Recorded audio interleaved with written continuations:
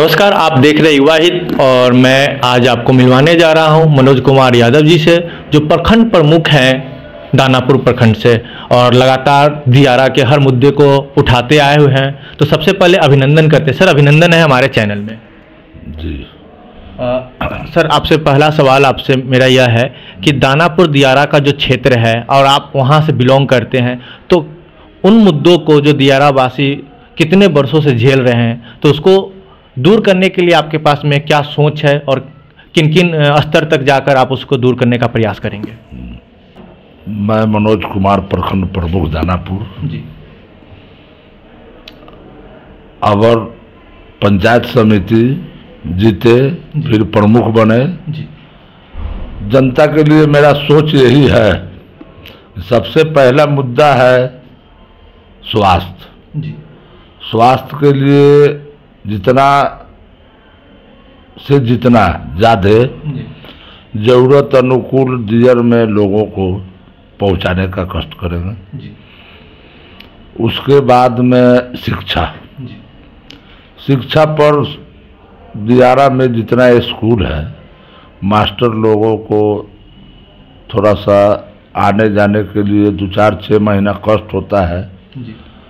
उस पर सोचना है। और उसके बाद में रह गया राशन कार्ड, वृद्धा पेंशन, आधार कार्ड, और सबसे बड़ा मुद्दा है कि हमारे दियर में 6 पंचायत करीब 50,000 आबादी से ज़्यादा है, लेकिन बाढ़ में सभी लोगों को इतना कष्ट होता है कि हद से ज़्यादा। अगर बाढ़ राहत कोष सरकार के यहाँ से मिला, इसमें अब समझ में नहीं आ रहा है कि कुछ लोगों को मिला, कुछ लोगों को नहीं मिला। अब इस सब पर मुद्दा पर हमको गहराई से सोचना है, जनता को मदद करना है। सर, एक आपने जिक्र किया है शिक्षा की, आपने जिक्र किया है स्वास्थ्य की। बिल्कुल ग्रामीण परिवेश है, दियारा का इलाका है तो है नहीं। पक्का पुल का जो मांग है बरसों से दियारा वासियों का, और आपने 6 पंचायत तो सिर्फ दानापुर विधानसभा में, लेकिन ऐसे बहुत सारे पंचायत हैं जी, अप्रॉक्स बहुत पंचायत हैं जो दियारा में रहते हैं, और टोटल आबादी की मैं बात करूं तो अप्रॉक्स 3 लाख के पार होगा अगर दियारा की। तो उनको एक आवागमन के लिए जो सालों भर 24x7 जो बोला जाता है, 24 घंटा 7 दिन जो पक्का पुल का मांग है, उस पे आपकी क्या सोच है? मिलनी चाहिए या नहीं मिलनी चाहिए? मिलनी चाहिए। पक्का पुल सरकार से हम लोग का ये निवेदन रहेगा, दरखास्त रहेगा कि हमारे जनता के लिए एक पक्का पुल बहुत जरूरी है, बहुत जरूरी। इसलिए कि 4 महीना बरसात के दिन में नाव से आवागमन होता है। नाव को समस्या, पानी इतना कभी कभी हो जाता है कि डर लगता है लोगों को आने जाने में डर लगता है। और बहुत सा शिक्षक लोग हैं कि इधर रहते हैं दानापुर साइड में, डेली आना जाना बहुत समस्या कठिन है। तो हम लोग की बहुत रिक्वेस्ट है कि सरकार से हम लोग को लिए, हमारे जनता के लिए पक्का पुल की एक व्यवस्था हो जाता तो बहुत सा बधाइयाँ हम लोग देते। एक और सवाल आपसे सर, दानापुर से सटा हुआ यह इलाका विकसित नहीं हो पाई, बहुत सारी दिक्कतें हैं, लेकिन एक जो किसान है प्रति वर्ष उनकी बहुत सारी ज़मीन कट जाती है, 2 कट्ठा 5 कट्ठा कटाव होता ही होता है, कभी कम होती है कभी ज़्यादा होती है। तो उन जमीनों की बचाव हेतु जो रिंग बांध की मांग है दियारा संघर्ष समिति का, उस पे आप क्या सोच रखते हैं?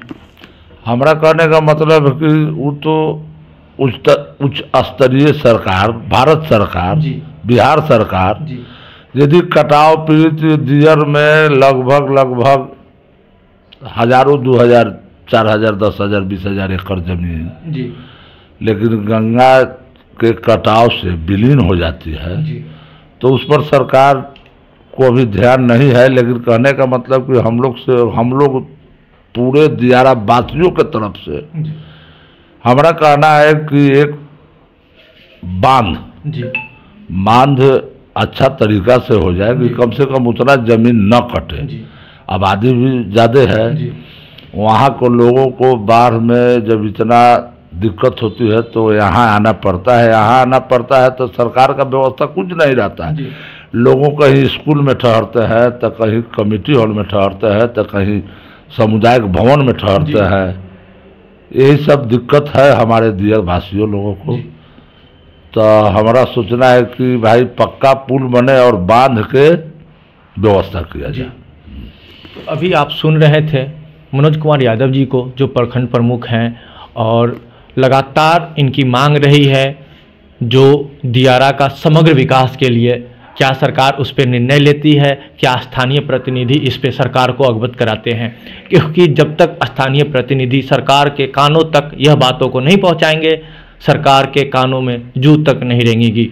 बने रहें युवा हित में, और बहुत बहुत धन्यवाद मनोज कुमार जी आपका युवा हित में समय देने के लिए। ठीक, धन्यवाद।